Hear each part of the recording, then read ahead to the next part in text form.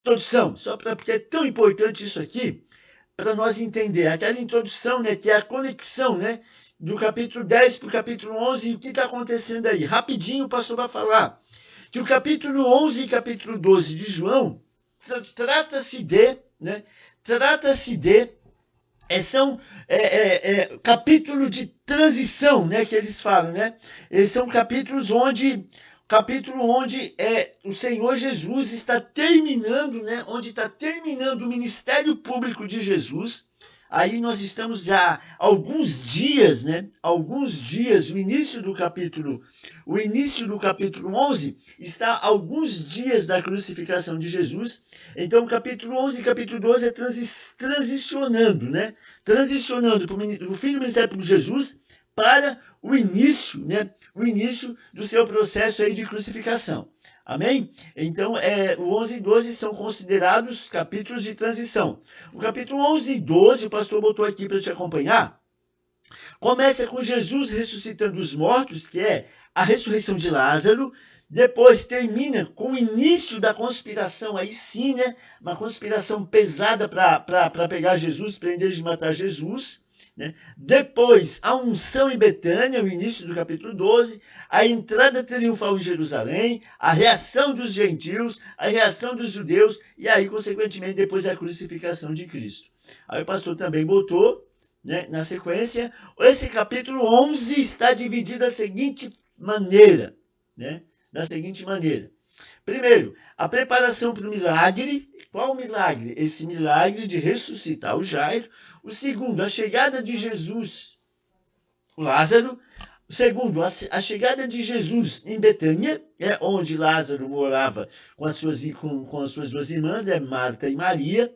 E o terceiro, o milagre em si. E o quarto, o resultado do milagre, é o que a gente vai ver e está vendo no capítulo 11. O pastor sempre gosta de mostrar esse mapinha, que mostra aqui, ó, em vermelhinho ali, ó, onde eu estou mostrando, né?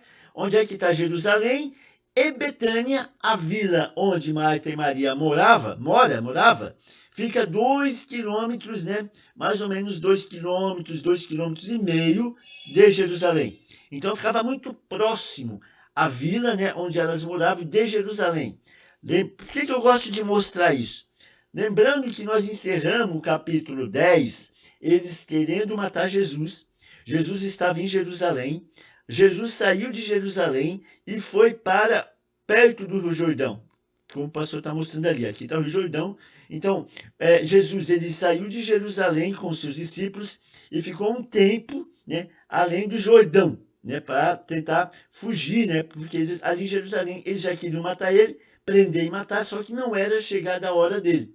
Foi quando Lázaro ficou doente e morreu, que aí Marta e Maria mandaram chamar ele. Então, esse percurso aqui demora um dia de andar, né? Um dia de viagem.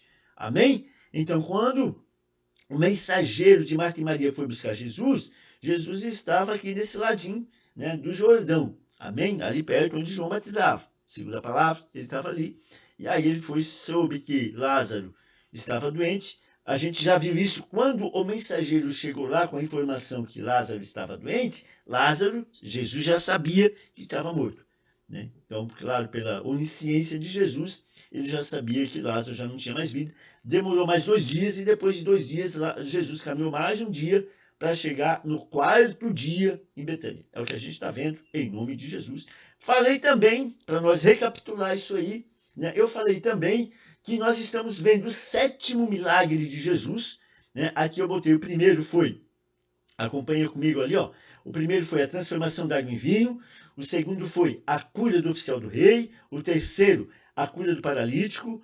O 4º milagre, lá no capítulo 6, a multiplicação de pães e peixes. Depois, Jesus andando, né, no mar, né, andando sobre o mar. Também ali na sequência, no capítulo 6.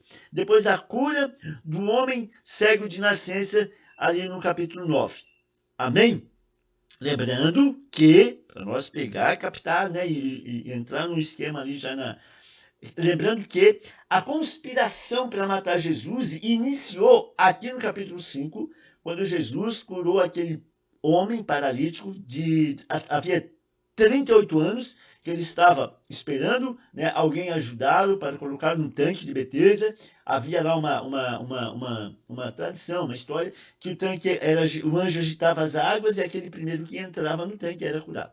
E aí esse cara aqui estava 38 anos lá, né, era dia de sábado, Jesus passou no tanque de Betesda, viu aquele senhor e disse, olha, o que está esperando, tal, tudo aqueles que pegam tua cama, levanta e anda, e ele curou no sábado, onde os judeus, todos os fariseus, o sinédrio ficou furioso com ele, porque ele estava violando a lei do Shabat, a lei do sábado, né? Estava incitando, né, a violar a lei do sábado. Então ali começou toda a história, né, a conspiração já, eles querendo já perseguir, matar e juntar provas para crucificar, matar Jesus. Amém?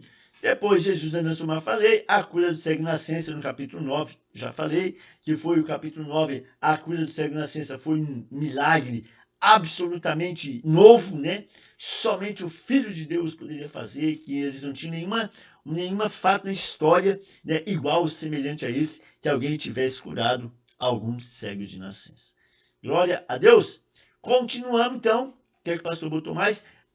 A terça passada, a gente viu, né, em virtude do capítulo 25, né, na terça-feira passada, a gente viu o que é essa união, né, que a gente fala estar em Cristo. Cristo está em nós, nós estamos em Cristo. Então, né, a gente viu deixa o pastor... A gente viu, né,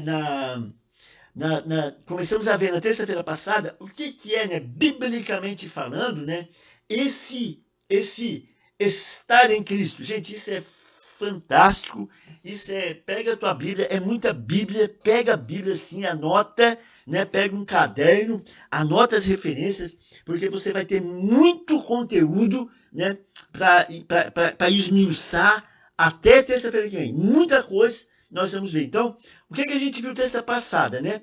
Por meio dessa união, ou seja, nós com Cristo, né? Cristo em nós. Nós vimos já na semana passada, nós somos libertos do domínio do pecado sobre a nossa vida. Se você quiser ver, olha o vídeo da terça passada, isso está pontuado, né? Vários versículos bíblicos. Então, nós somos libertos do domínio do pecado. 2, nos capacita e impele a realizar as boas obras. Isso o Cristo em nós faz. 3, mostra o seu próprio poder por seu intermédio. Então, isso que a gente viu, né, nos 3 pontos, né, que é o que Cristo, essa união, né, Cristo em nós, nos habilita, né, a fazer. Amém? Continuamos. Nós terminamos com essa tela aqui, né, que fala sobre essa união mística, né, dos cristãos com Cristo é real, forte e verdadeira, que Cristo compartilha não apenas com as suas experiências, mas com a própria identidade, de modo que o Pai olha para os cristãos como olha para o Filho. Né? Então, eu coloquei aqui Gálatas, capítulo 3, versículo 26 a 29, que diz assim: pois todos vocês são filhos de Deus por meio da fé em Jesus Cristo. Todos que foram unidos com Cristo no batismo se revestiram de Cristo. Não há mais judeu, não há gentil, não tem escravo, não homem livre, nem mulher, pois todos vocês são um em Cristo Jesus. E agora que pertencem a Cristo, são verdadeiros filhos de Abraão, herdeiros dele, segundo a promessa de Deus. Amém? Até ontem, no estudo de ontem, a gente acabou vendo isso também, né? Esse versículo aqui. Amém? Ou seja, Gálatas, capítulo 3, versículo 26 a 29, né? O apóstolo nos fala justamente dessa união de Cristo em nós. Amém? Que nós, com Cristo, né, no batismo, né, nós somos revestidos de Cristo. Foi ontem a gente falou no batismo, né? E aí no batismo a gente foi revestido de Cristo, e depois que a gente foi revestido com Cristo, não há mais separação. Grego, judeu, feio, bonito, isso aí. Não, a gente pertence a uma unidade de Cristo em nós, por isso nós participamos da igreja. Porque depois nós unimos a Cristo, nós participamos da igreja, e da igreja não tem esse ou aquele, né? Não tem essa diferença. Então, em Cristo nós formamos um corpo com ele. Ele é a cabeça, nós somos os membros. Ou seja, não há melhor ou pior. Todos somos membros desse corpo. partindo, né, do princípio que o Cristo habita em nós. Amém? Continuamos. Versículo 25 foi onde a gente parou e nós estamos estudando e esmiuçando isso. Disse-lhe Jesus, né, a Marta: eu sou a ressurreição e a vida, quem crê em mim, ainda que morra, viverá. E Jesus repete essa afirmação, né? E lá no capítulo 14, versículo 6, que ele diz, né, eu sou o caminho, a verdade e a vida, ninguém pode vir ao Pai senão a mim. E Jesus fala esse eu sou 7 vezes, né? Essa aqui é a 5ª vez que Jesus está falando eu sou, isso a gente viu terça passada. Continuamos. Agora é o seguinte, Bíblia na mão, caneta, papel, né? Vamos ver aí o que o Senhor tem para nós, né? Agora nessa segunda parte, que nós estamos tratando e estudando, né, essa presença do Cristo em nós. Amém? Vamos lá. Glória a Deus. Deixa o pastor.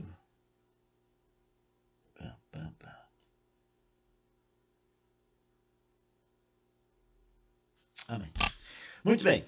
Olha só, existe uma identificação, né? Existe aí uma identificação. Existe uma identificação, né, que Jesus representa os cristãos. Então, isso é importante. Jesus em nós, né, há uma identificação, né, nossa, né, com o Espírito, né? Há uma identificação nossa com Ele, a partir do momento que Ele habita em nós. Agora, o que é essa identificação? O que é esse habitar do Espírito? Né? O que é esse habitar do Espírito em nós? Faz, gera. É isso que a gente vai ver. Primeiro, olha só o que diz aqui. Eis alguns dos principais resultados para essa identificação. Eis alguns dos principais resultados para essa identificação. Primeiro, a morte de Jesus é imputada aos cristãos como se fosse sua própria morte. Assim, eles cumpriram plenamente o requisito do castigo pelo pecado e jamais serão condenados. Amém? Então, o que é essa identificação, né? Olha o resultado dessa identificação desse Cristo, né? O resultado desse Cristo habitando em nós faz. Amém? Olha só, faz com que a morte de Jesus ela seja imputada a nós, cristãos, né? Como se fosse a nossa própria morte. Assim, eles cumpriram plenamente o requisito do castigo pelo pecado e jamais serão condenados. Ou seja, a morte de Cristo nos libertando da condenação eterna. Por isso que assim, a palavra diz, né? Cristo morreu a nossa morte, para que nós pudéssemos viver a sua vida. Né? O apóstolo Paulo fala isso. Então, em Romanos, capítulo 5, versículo 15 a 19, você pode anotar, se puder abrir aí. Romanos capítulo 5, versículo 15 a 19. Diz assim: mas não há grande diferença entre o pecado de Adão e a dádiva de Deus. Pois o pecado de um único homem trouxe morte para muitos. Esse único homem é Adão. Ainda maior, porém, é a graça de Deus, sua dádiva que veio sobre muitos por meio de um único homem, ou seja, Jesus Cristo. E o resultado da dádiva de Deus é bem diferente do resultado do pecado de um único homem. Olha só o que fala. Pois enquanto o pecado de Adão levou à condenação, a dádiva de Deus nos possibilitou ser declarado justo diante dele, apesar de nossos pecados. A morte reinou sobre muito, por meio do pecado de um único homem. Ainda maior, porém, é a graça de Deus e a sua dádiva de justiça, e todos que a recebem reinarão em vida por meio de um único homem, Jesus Cristo. É verdade que um só pecado de Adão trouxe condenação a todos, mas um só ato de justiça de Cristo removeu a culpa e trouxe vida a todos. Por causa da desobediência a Deus de uma só pessoa, muitos se tornaram pecadores. Mas por causa da obediência de uma só pessoa a Deus, muitos serão declarados justos. Amém? Olha só, né, essa declaração que o apóstolo Paulo fala aos Romanos, né, em Romanos 5, de 15 a 19. Amém? Ou seja, né, Cristo morrendo, né, a nossa morte para que nós pudéssemos e vivêssemos a vida dele. Amém? Então, ó, quando ele fala, né, quando Adão, o primeiro homem, morreu para a condenação de todos, muito maior é a graça de Deus, né, sua dádiva de justiça, que a todos reinarão em vida por meio de um único homem. Ou seja, Adão, né, por Adão todos fomos condenados. Por Cristo nós fomos libertos e salvos. Glória a Deus. Tem mais um.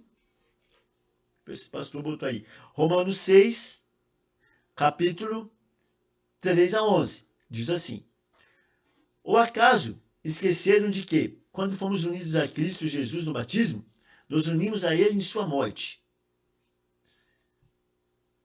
Pois, pelo batismo morremos e fomos sepultados com Cristo. E assim como ele foi ressuscitado dos mortos pelo poder glorioso do Pai, agora nós também podemos viver em uma nova vida. Uma vez que nossa união com ele se assemelhou à sua morte, assim também nossa ressurreição será semelhante à dele.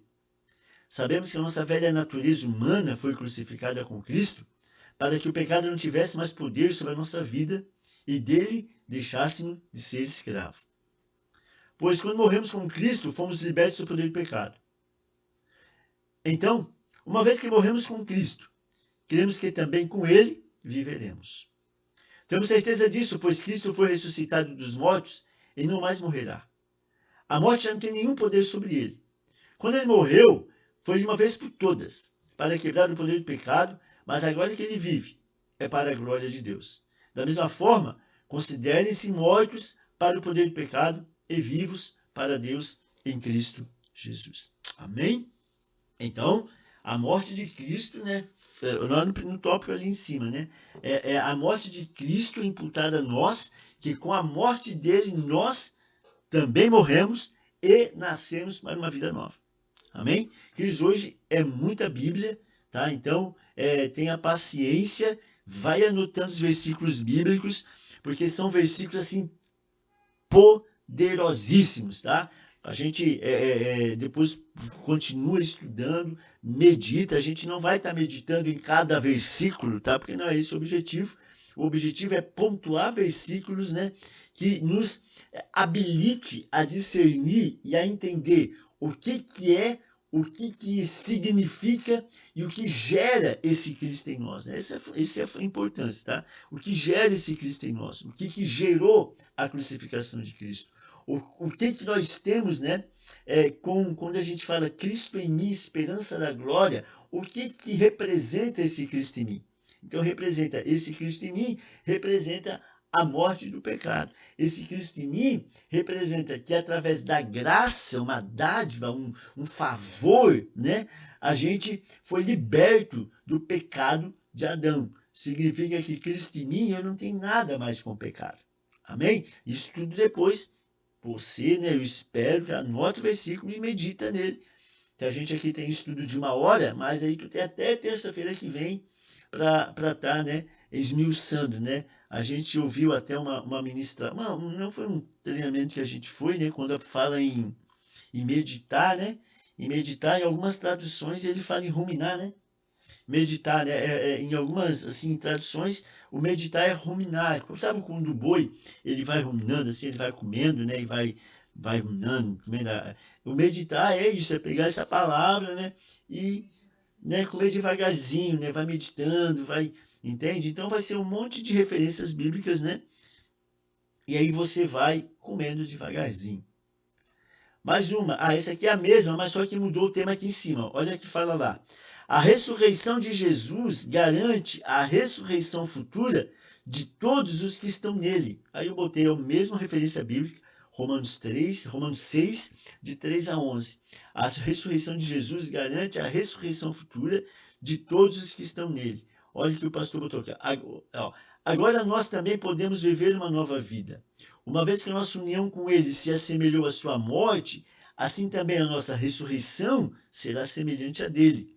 Sabemos que nossa velha natureza humana foi crucificada com Cristo para que o pecado não tivesse mais poder sobre nossa vida e dele deixássemos de ser escravo. O pastor está apontando ali para ti. Amém? É a mesma ponto de referência, né? Romanos 6, 3 a 11, ou seja, dizendo, né, que a ressurreição de Jesus ela garante a nossa ressurreição futura. E quando a gente está falando de ressurreição de Jesus, né, quando a gente fala que o último milagre, o último e derradeiro milagre de Jesus, né, foi a ressurreição de Lázaro, né, o que culminou, né, depois ali já na sua perseguição, né, e a delação e a sua morte, ou seja, ali ele já estava fisicamente, né, ele ressuscitando Lázaro, ele já estava dando uma indicação daquilo que haveria de acontecer alguns dias depois, entende?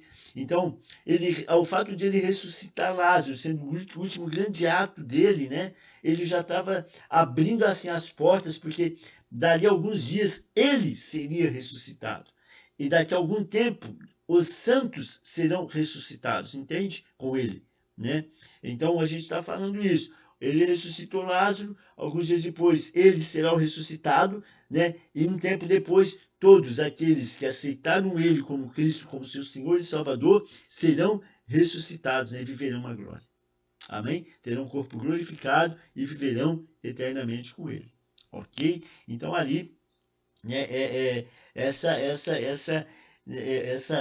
ligação, né, algo acontecendo no físico, né, ele ali em Betânia, né, em meio desse acontecimento que foi a morte de Lázaro, né, esse acontecimento que foi a morte de Lázaro, sabe, já, né, apontando para algo que iria acontecer. Mais uma referência bíblica, ó, 2 Timóteo, capítulo 2, versículo 11. Continuamos lá no item 2, né, a ressurreição garante a ressurreição de Jesus garante a ressurreição futura de todos os que estão nele. Né? 2 Timóteo, capítulo 2, versículo 11, assim, ó. Esta é uma afirmação digna de confiança. Se morremos com ele, também com ele viveremos. Ele se tornou merecedor de vida não somente para si, né, mas para os seus. Então, isso Paulo, né, o apóstolo, dizendo para Timóteo. Né? Timóteo, essa afirmação, se nós morrermos com ele, também com ele viveremos. Amém? Então, ontem a gente falou no batismo, né? Ontem é interessante que os assuntos eles estão, né? Mesmo a gente não querendo, assim, não foi nada premeditado, né? Mas como o que a gente conversou ontem, né? Meio que está complementando aquilo que a gente falou ontem, né? Sobre batismo. Essa é uma afirmação, ou seja, morrer com ele, né? No batismo, né? Com ele nós também viveremos. É o que o apóstolo Paulo está dizendo, né, a Timóteo. Mais uma, Efésios capítulo 1, versículo 18 a 23. Aí a gente já está aqui para um terceiro tópico. Né? A ascensão de Jesus até a destra do Pai concede honra e segurança aos cristãos e também à autoridade. Agora vocês olhem esse texto, como ele é forte, como ele é poderoso, né? E como ele é verdadeiro. E como ele nos coloca nesse lugar, né? Como ele fala conosco e nos coloca nesse lugar de segurança. Né? Olha o que ele diz. Oro para que o seu coração seja iluminado. Olha o que o apóstolo Paulo está dizendo. Eu oro para que o seu coração seja iluminado. A fim de que compreendam a esperança concedida àqueles que ele chamou e a rica e gloriosa herança que ele deu ao seu povo santo. Eu também oro para que entendam a grandeza insuperável do poder de Deus para conosco, os que cremos. É o mesmo poder grandioso que ressuscitou Cristo dos mortos e o fez sentar-se no lugar de honra à direita de Deus, nos domínios celestiais. Agora, ele está muito acima de qualquer governante, autoridade, poder, líder ou qualquer outro nome, não apenas neste mundo, mas também no futuro. Deus submeteu todas as coisas à autoridade de Cristo e o fez cabeça de tudo para o bem da igreja. E a igreja é o seu corpo. Ela é preenchida e completada por Cristo, que enche consigo mesmo todas as coisas em toda parte. Amém? Então vocês vejam, né, como esse texto ele é poderosíssimo, né? Falando sobre onde Cristo está, sobre o poder, né, o poder claro, né, declarado de Cristo, sobre, né, ele está acima de qualquer governante, qualquer autoridade. Ou seja, sabe, se nós pegar essa palavra, né, declarada, essa palavra de Paulo, a gente entende o poder que há na igreja. Hoje nós não temos a igreja, então vê esse poder, porque nos falta verdadeiramente, nos falta mais mergulhar nesse lugar, né? Mergulhar nesse lugar de querer viver essa verdade, entende? Fato é esse, que vocês, essa falta de fome, né?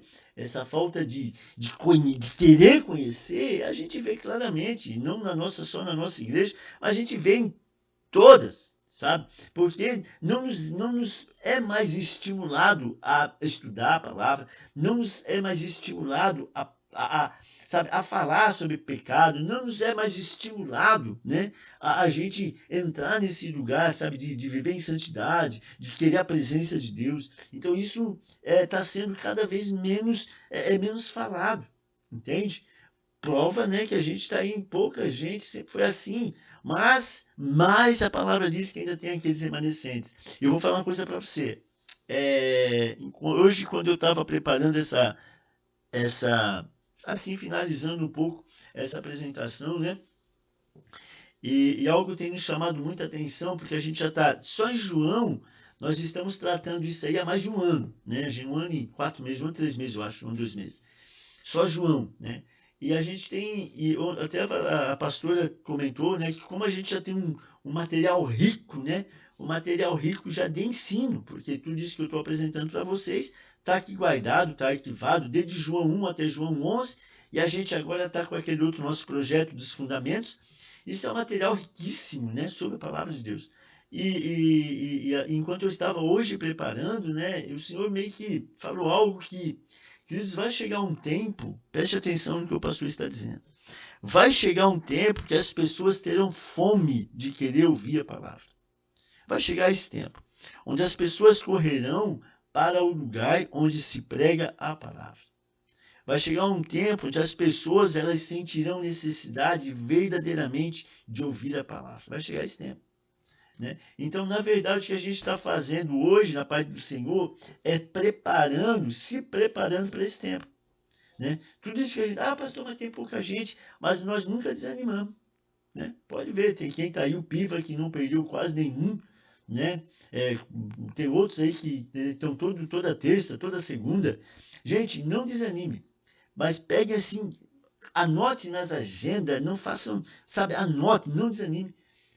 Porque não trata de quantidade de pessoas, mas trata, sabe, de a gente buscar conhecimento. As pessoas não são hoje mais, né, não são incentivadas a fazer isso. Eu já cheguei a ouvir algo, né, de alguém que veio na minha casa, na nossa casa aqui, dizer que ele tinha vontade de estudar, ele gosta da palavra e tal, só que onde ele estava, o líder lá, o pastor, dizia que muita palavra deixa o povo enfadado.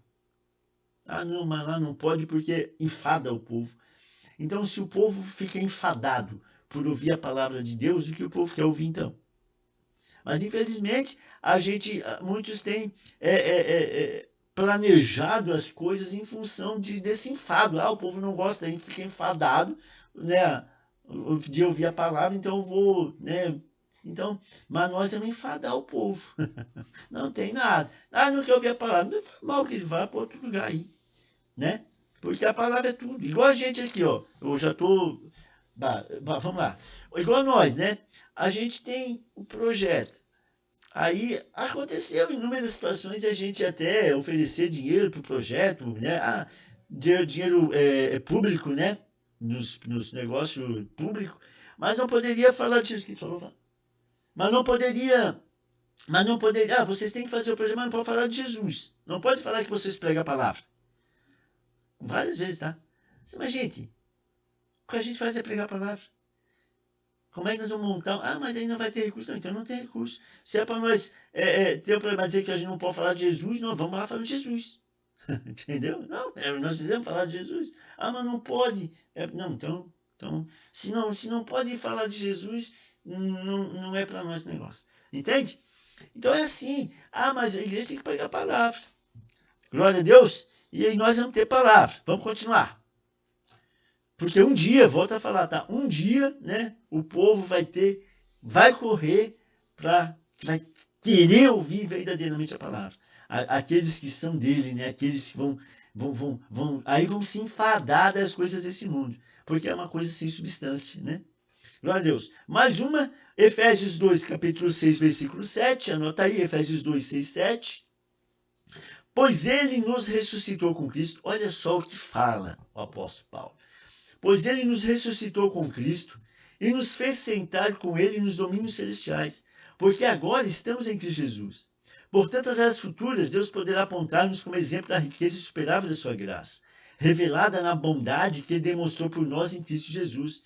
Então, ele nos ressuscitou, pois ele nos ressuscitou com Cristo e nos fez sentar com ele nos domínios celestiais. Ou seja, né, pela palavra, nós estamos ressuscitados, porque nós ressuscitamos com Cristo. Né? E depois, quando a gente for ressuscitado lá no final de tudo, né, nós vamos estar com ele nos domínios celestiais, porque nós estamos em Cristo Jesus.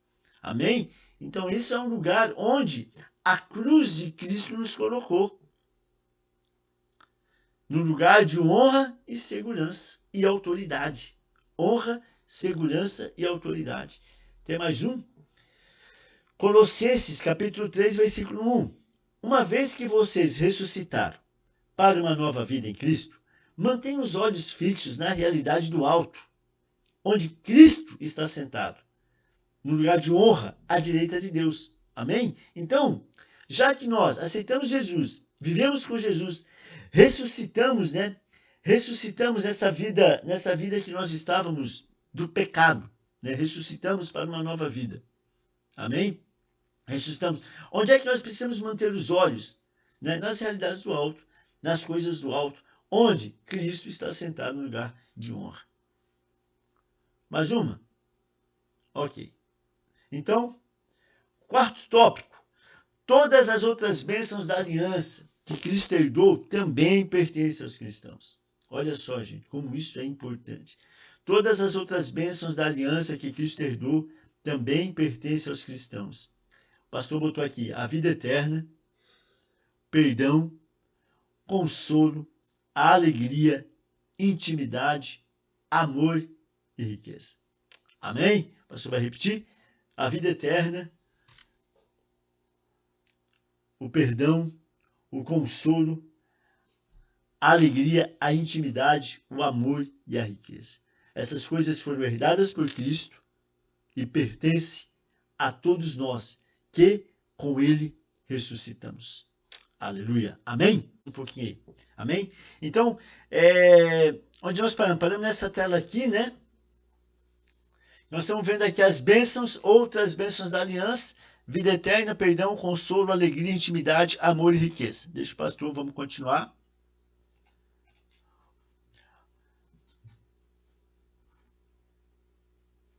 Gálatas, anota aí, Gálatas capítulo 3, versículo 26 a 29.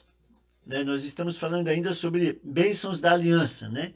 Gálatas 3, 26 a 29. Diz assim, pois todos vocês são filhos de Deus por meio da fé em Cristo. Todos que foram unidos com Cristo no batismo se revestiram de Cristo. Não há mais judeu, nem gentil, nem escravo, nem livre, homem nem mulher, pois todos são únicos. A gente já viu esse versículo hoje, né? Esse capítulo, versículo. Ou seja, todas as bênçãos, né, dessa aliança, Cristo, com a sua morte na cruz, ele herdou para nós. Então, pertence a nós também. 5. Além dessa união que temos com ele, também somos unidos misticamente uns com os outros nele. Aqui fala o corpo de Cristo. Romanos, capítulo 12, versículo 5, diz assim. Assim é também com o corpo de Cristo. Somos membros diferentes do mesmo corpo e todos pertencemos uns aos outros. Ou seja, né, estando em Cristo, existe aí essa união mística, né? Um com o outro ligado à cabeça que é ele. Em Gálatas, capítulo 3, versículo 26 a 29. Pois todos vocês são filhos de Deus por meio da fé em Cristo. Todos que foram unidos com Cristo no batismo se revestiram de Cristo. Não há um judeu, gentil, escravo. Ele fala a mesma coisa. Ou seja, fala do quê? da unidade nossa com Cristo. Efésios capítulo 4, versículo 25. Portanto, abandone a mentira e diga a verdade ao seu próximo, pois somos todos parte do mesmo corpo. Falando dessa unidade com Cristo. O sexto tópico. Por esse motivo, compartilhemos as dores uns dos outros nele.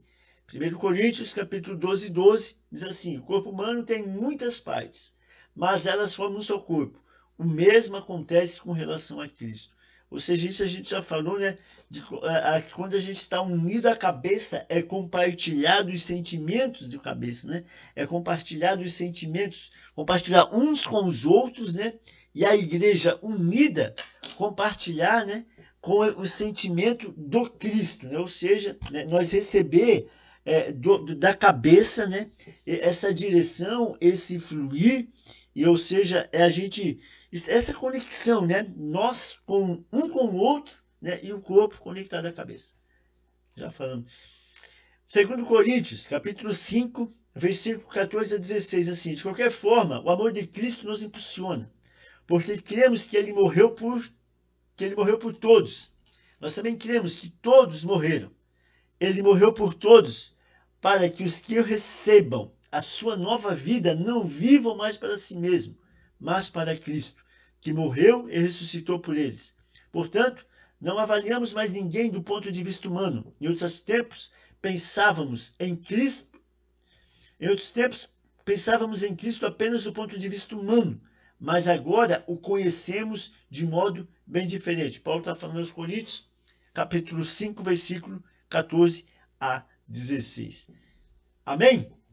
Glória a Deus. Então aqui nós terminamos, né, essa parte onde, com vários versículos bíblicos, né, onde a gente está pontuando, né, o que é esse Cristo em nós, né? O que representa esse Cristo em nós, né? O poder que há nesse Cristo em nós, entende? O que significa esse Cristo em nós? Então, cada um que está ouvindo, né? Cada um que vai ouvir, se entender isso, se pegar esses versículos, né? Meditar nesse versículo, estudar nesse versículo e deixar, sabe, esse versículo, né, entrar no nosso íntimo, no nosso ser, né? A gente vê o poder que há em Cristo e esse poder que opera em nós. Amém? Continuamos, rapidinho, mais um 10. Lá no versículo 25, disse Jesus: eu sou a ressurreição e a vida, quem crê em mim, ainda que morra, viverá. Aqui há uma conexão com o versículo 26.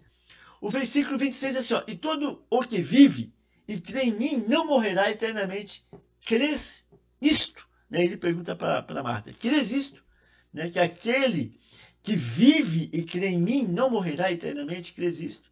Aí ele está dizendo o seguinte: Marta, olhe para mim. Né? Está dizendo: Marta, olhe para mim. Eu sou a ressurreição e a vida. Não se trata de um ensino, não se trata de uma doutrina. Trata agora de uma pessoa, né? A pessoa de Jesus. Então, Jesus, ele trouxe isso para algo pessoal agora. Se mata, agora tu olha para mim, eu sou a ressurreição e a vida. Né? E agora se trata da pessoa do Cristo. Com essa afirmação, isso é importantíssimo, eu achei muito legal. Com essa afirmação de ele dizendo que ele, né, é a ressurreição e a vida, ele transacionou, né? Ele transacionou a Marta, ali eu botei Maria, mas é Marta, né? Transacionou Marta, né, de uma fé abstrata que ela tinha na ressurreição dos últimos dias para uma confiança personalizada nele, pois somente ele pode ressuscitar os mortos. Ou seja, né, a Marta disse: não, eu sei que nos últimos dias serão ressuscitados. Então, ou seja, ele transicionou ela, né, de uma fé, né, digamos, uma fé literária, né? Ele transicionou ela de uma fé de estudar, ela transicionou ela de uma fé abstrata para uma fé real, né? Ou seja, Marta, aquilo que tu imagina acontecer lá, eu vou fazer acontecer agora aqui na vida do irmão. Né? Ou seja, é uma confiança personalizada nele. Amém? Pois isso aqui é importante, sabe? Pois só ele pode ressuscitar os mortos. Só nele está a vida. Né? Também evidenciou o poder de Jesus em conceder vida a qualquer hora. Ou seja, ali ele nessa declaração dele, né? Ele trouxe ela, né? O objetivo é trazer ela para ele, né? Assim, ó, eu posso. Aqui no versículo 26, e todo aquele que vive e crê em mim não morrerá eternamente, crês isto? Não existe ressurreição ou vida eterna fora do Filho de Deus. Todo aquele que vive e crê não morrerá. Né? Então, achei até interessante, né? Todo aquele que vive e crê, ou seja, né? Não é só crer, né? Crer e viver nele. Né? Aqui ele fala assim, ó, todo aquele que vive e crê. Eu achei até interessante, porque tu não pode crer se tu não vive, né? Tu só vai crer nele se tu viver ele. Porque aquele que não vive ele, né? Aquele que não vai ter essa fé, não vai ter essa crença, não vai ter esse crer verdadeiramente nele, porque afinal tu não vive ele, né? Tu tem a tua vida de qualquer jeito, e cada vez que tu tem a tua vida de qualquer jeito, mais tu é distanciado da crença de quem ele é. Né? Então assim, ó, olha, todo aquele que vive e crê, né? Em mim não morrerá. Vive e crê, porque aquele que não vive não crê, eu botei aqui. Porém, ele pode conceder, né, vida eterna a qualquer hora. Agora, quando ele perguntou esse crês isto, quando ele perguntou crês isto, né, tu crê nisso que eu estou te falando? Aqui, alguns estudos, né, tem a seguinte declaração. Até aqui Cristo ele traz uma nova revelação, esse crê nisto, né? Esse crê nisto. Aqui Cristo ele traz aí uma nova revelação, né? A revelação que até então, né, até esse momento ele não tinha feito ainda. Ele não tinha feito ainda. A todo aquele que vive e crê, né, não morrerá. Ou seja, alguns estudiosos, essa passagem, isso é importante a gente conhecer.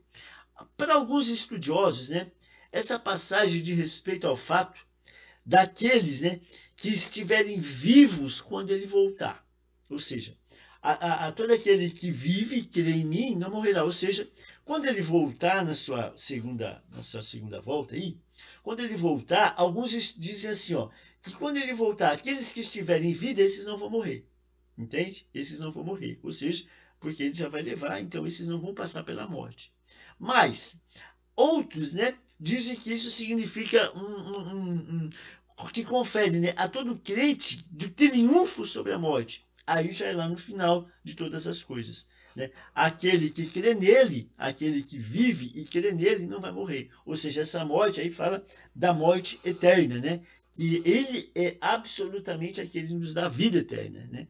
Ele é absolutamente aquele que nos traz e nos dá uma nova vida. Entende? Então isso, eles, e essa afirmação nova, né, esse ponto de vista novo, essa afirmação, essa revelação que até agora ele não tinha dado ainda, isso eles afirmam ser mediante a pergunta que ele fez para ela. Tu crê nisso? Ou seja, é algo absolutamente novo. Né? Todo aquele que crê em mim não vai morrer. Tu crê nisso? Né? Ou seja, eu estou te falando algo novo. Né? A todo aquele que crê em mim não passará pela morte. Amém? Interessante, né? Porque pela morte eterna. Interessante, né? Porque ele está falando isso justamente, né? Dias antes, né, de ele enfrentar a cruz e a morte. Né? Alguns dias antes, né? Ele está... a gente até falou isso, né? Esse milagre dele ressuscitar Lázaro também tem muito a ver com essa preparação, né? Essa preparação dele para com seus discípulos, né? Ele estava assim, olha, para que seus discípulos tivessem essa fé, né? Que ele voltaria, assim como ele falou que voltaria. Amém? Continuamos. Versículo 27. Sim, Senhor, respondeu ela, eu tenho crido que tu és o Cristo, o Filho de Deus, que devia vir ao mundo. Versículo 27, né? Sim, Senhor, respondeu ela, eu tenho crido que tu és o Cristo, o Filho de Deus, aquele, né, que devia vir no mundo. A declaração, isso ela fez uma declaração de fé, né? A Marta aí fez uma declaração de fé. É muito parecida com aquela que Pedro fez, né? Se nós olhar Pedro, lá no Mateus 16:16, né? Pedro, em Mateus 16, Pedro disse isso, né? E Simão Pedro respondendo disse: Tu és o Cristo, o Filho do Deus vivo. Né? Aqui Marta, ela fez uma declaração idêntica, né? Sim, eu creio que tu és o Cristo, o Filho do Deus que devia vir ao mundo. Aqui Marta também pregou a expressão messiânica, que veio lá de Salmo 118, versículo 26, verso 26, que diz assim: bendito é o que vem em nome do Senhor. Nós os abençoamos da casa do Senhor. Salmo 118, versículo 26. Então ela também fez essa ligação, essa conexão, né, de Salmo 118, verso 26, que fala, né, bendito é o que vem em nome do Senhor, nós os abençoamos da casa do Senhor. E também aqui repetiu uma declaração que Pedro, né, dias depois, também fez. Tu és o Cristo, Filho de Deus. Glória a Deus. Ficou por aqui, porque agora nós vamos partir para uma outra parte, que é chegou Maria. Né? Agora, aí até então, né? Jesus estava conversando com Marta, e agora essa parte aí chegou Maria, né? Então, começa com a história que ele mandou chamar Maria, e aí Maria vai chegar. Então, nós vamos ver isso aí na terça-feira que vem, essa conversa que ele teve com Maria, e depois disso, né? Depois disso, Jesus ressuscitando o amigo dele, Lázaro.